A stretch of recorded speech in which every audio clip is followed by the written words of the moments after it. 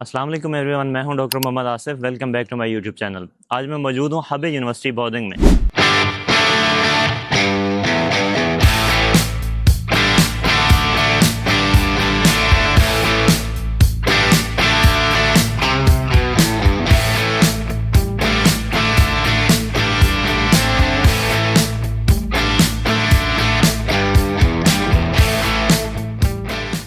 Hub university Baoding city और Hebei province में है। ये बहुत ही मॉडर्न और बहुत ही अच्छी यूनिवर्सिटी है। आज की वीडियो में हम इस यूनिवर्सिटी को कंप्लीट विजिट करेंगे। इसके साथ साथ हम इस यूनिवर्सिटी की सारी डिटेल को भी कवर करेंगे।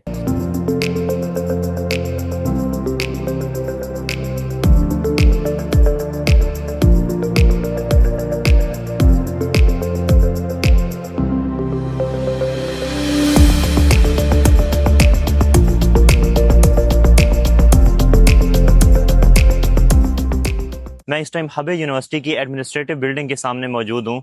ये आप मेरे पीछे देख सकते हैं, मेन एडमिनिस्ट्रेटिव बिल्डिंग है। इसके अंदर तमाम ऑफिस मौजूद हैं जो इंटरनेशनल स्टूडेंट और लोकल चाइनीज स्टूडेंट को डील करते हैं। आज की वीडियो में हम इस यूनिवर्सिटी को कंप्लीट टूर करेंगे और हम सारी चीज़ें डिटेल से डिस्कस करेंगे। हब यूनिवर्सिटी सितंबर इंटेक की एडमिशन करती है।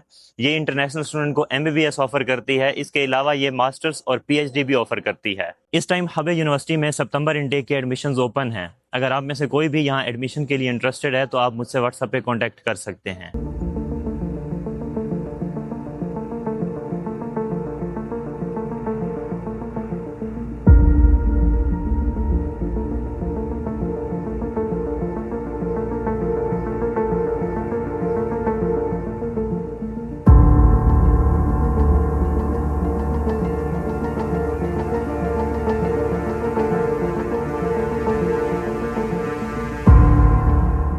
बॉर्डिंग सिटी के अगर हम वेदर की बात करें तो यहाँ का वेदर काफ़ी स्टूडेंट फ्रेंडली होता है। सर्दियों में जो टेम्परेचर है वो -3-4 तक जाता है, स्नोफॉल भी होती है। और गर्मियों का जो टेम्परेचर है वो तकरीबन 38 से 40 तक रहता है। हालांकि यहाँ पे ज़्यादा गर्मी नहीं होती, लेकिन जो स्टूडेंट यहाँ पे आते हैं और यहाँ के माहौल में रहते हैं वो सर्दी के आदी होते हैं, तो उनको ये ज़्यादा गर्मी फील होती है।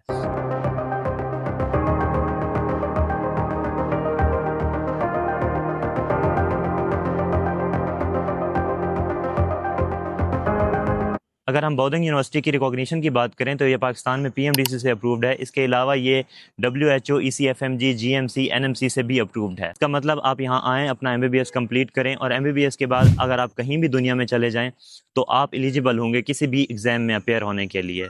फॉर एग्जांपल, आप यहाँ से जाके NRE अटैम्प्ट कर सकते हैं। अगर आप ऑस्ट्रेलिया चले जाएँ तो वहाँ पर आप AMC अटैम्प्ट कर सकते हैं। इसी तरह USMLE और प्लेब वगैरह में भी आप बैठ सकते हैं।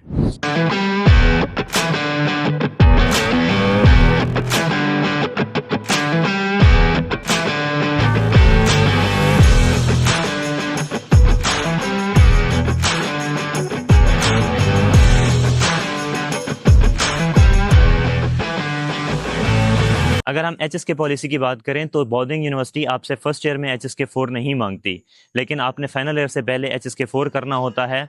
और अभी की पॉलिसी के अकॉर्डिंग आपने ग्रेजुएशन से पहले HSK5 करना होता है। आप अगर यहाँ पे आते हैं तो आपको लैंग्वेज कंपलसरी सीखनी होती है। ये आपका ही फ़ायदा है। जब आप यहाँ आके रहेंगे, आप बाहर जाके दूसरों से कम्युनिकेट करेंगे, आप तभी कम्युनिकेट कर सकेंगे जब आप बेसिक चाइनीज़ सीखेंगे। HSK करना और सीखना आपके लिए ही फ़ायदेमंद है। और इसके साथ साथ अगर आप HSK का सर्टिफिकेट यूनिवर्सिटी को सबमिट करवा देंगे तो इसके भी कुछ पॉइंट्स होते हैं जो आपकी स्कॉलरशिप में ऐड होते हैं। इस लिहाज से आपका एक प्लस पॉइंट हो जाएगा आपकी स्कॉलरशिप में।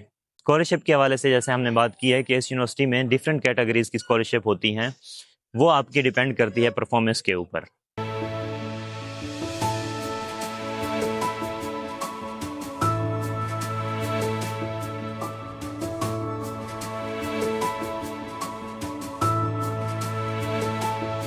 मेरे पीछे आप देख सकते हैं, ये हब यूनिवर्सिटी का ऑडिटोरियम है। यहाँ पे सारे जो ऑफिशियल फंक्शंस होते हैं वो यहाँ पे अरेंज किए जाते हैं। इसके अलावा जो बच्चों की ग्रेजुएशन सेरेमनी होती है वो भी इसी बिल्डिंग में अरेंज की जाती है। आज की वीडियो में हम ये सारी चीज़ें विजिट भी करेंगे और मैं आपको सारी चीज़ें डिटेल से दिखाऊंगा। और इंशाल्लाह हम कोशिश करेंगे कि आज की वीडियो में ये सारी यूनिवर्सिटी को कम्प्लीटली विजिट करें और इसकी सारी चीज़ें डिटेल से डिस्कस करें।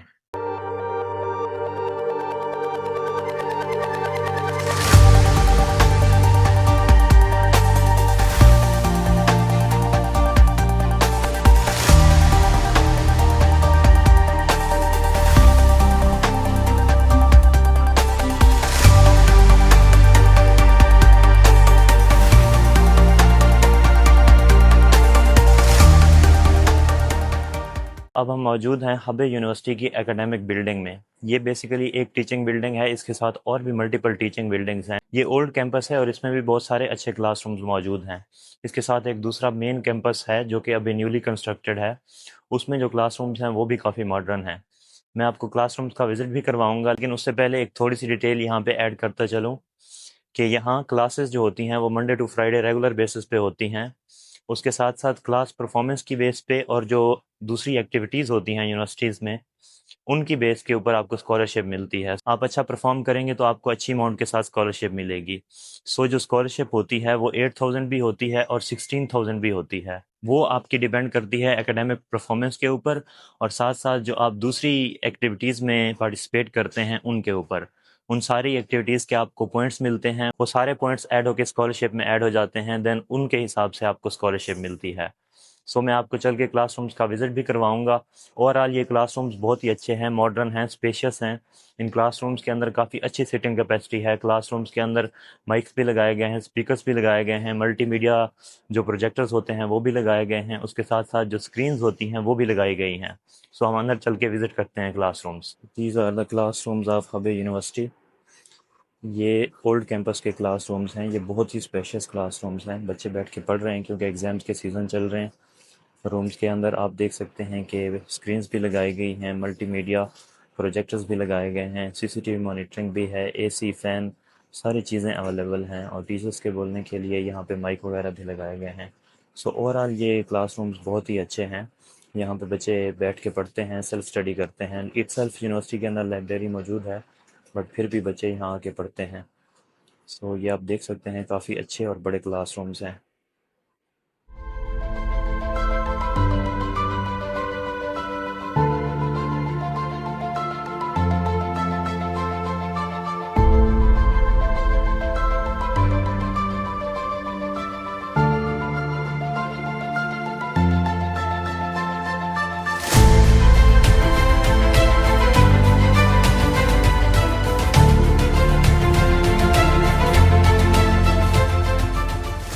तो इस टाइम मैं मौजूद हूँ हबे यूनिवर्सिटी के मेन स्पोर्ट्स ग्राउंड में।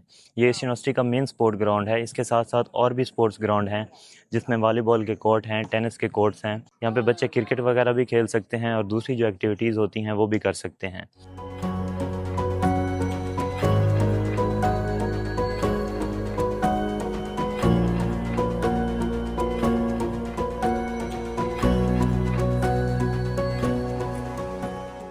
ये हबे यूनिवर्सिटी की मेन एंट्रेंस है। आप जैसे एंटर होंगे तो आपको स्टोन पे इसका नाम लिखा हुआ मिलेगा। इसके सामने ही एडमिनिस्ट्रेटिव बिल्डिंग मिलेगी आपको और इसके लेफ़्ट साइड पे आप देख सकते हैं कि ये ऑडिटोरियम मौजूद है। इसके साथ ये मल्टीमीडिया स्क्रीन भी लगाई गई है जिसके ऊपर डिफरेंट फंक्शंस के जो नोटिफिकेशंस होते हैं या एडवर्टाइजमेंट्स होती हैं वो चलती रहती हैं। एंड देन आप राइट हैंड पे देखेंगे तो ये हबे यूनिवर्सिटी की लाइब्रेरी है। ये ओल्ड कैंपस की लाइब्रेरी है, बट जो न्यू कैंपस है वो इससे 2 किलोमीटर दूर है। वो लाइब्रेरी बहुत बड़ी है और बहुत अच्छी लाइब्रेरी है।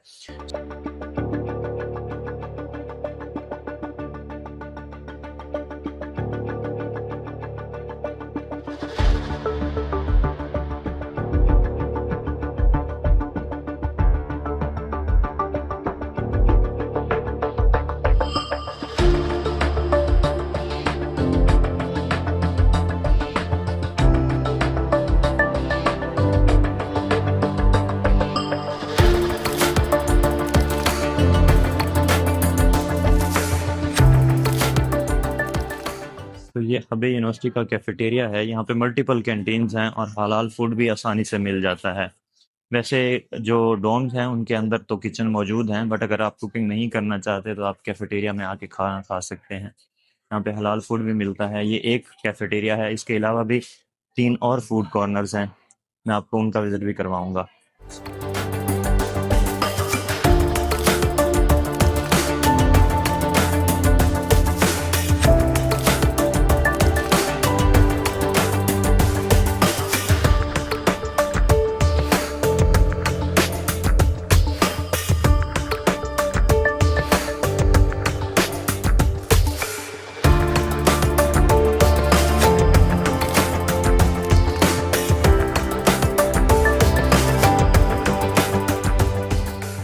सो गाइस, आज की वीडियो में हमने हब यूनिवर्सिटी का कंप्लीट कैंपस टूर किया। हमने इसके क्लासरूम्स भी देखे, इसकी लाइब्रेरी भी देखी, इसका ऑडिटोरियम भी देखा। इसके अलावा इसकी कैंटीन को भी विजिट किया और जो स्टूडेंट डॉर्मेट्री है उसको भी विजिट किया। स्टूडेंट डॉर्मेट्री के हवाले से मैं एक चीज़ बताऊं कि यहाँ पे स्टूडेंट डॉर्मेट्री में दो तरह के रूम अवेलेबल हैं।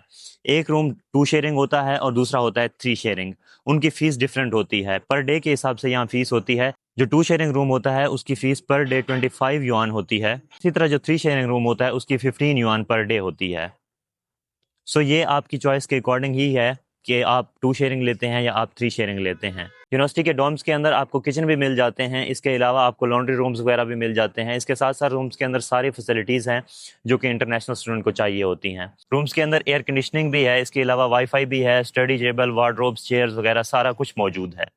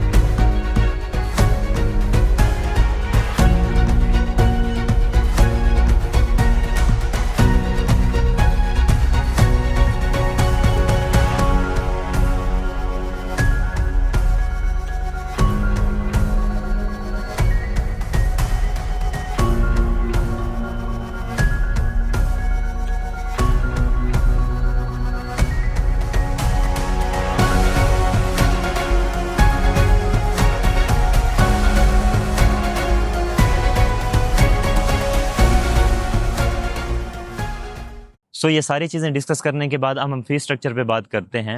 फर्स्ट ईयर का कंप्लीट पैकेज ये यूनिवर्सिटी 33,000 RMB में ऑफर करती है।